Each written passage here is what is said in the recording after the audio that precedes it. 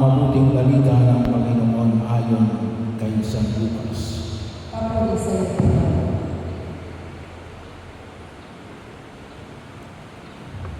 Noong panahon yun, samantalang dumarag sa mga tao, sinabi ni Jesus, napakasama ng lahi ito.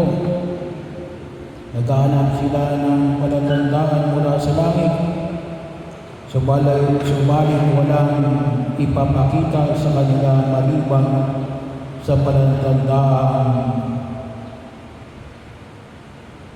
inilarawan ng nangyari kay Jonas. Kung paano maging isang palatandaan na si Jonas sa mga taga-Ninive, gayon din naman maging isang palatandaan sa laing ito ang anak ng tao.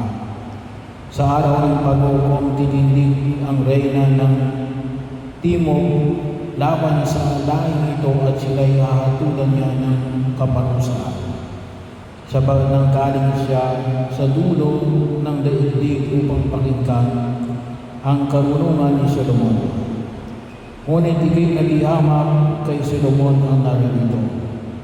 Sa araw ng paghukom ay titindig ang mga taga-Ninive laban sa laing ito at hahatulan ng kaparusahan sapagkat nagsisi sila dahil sa pangangaral ng Jonas. Ngunit higit na dihamak kay Jonas ang naririto. Ang mabuting balita ng Panginoon. Pinupuri ka namin.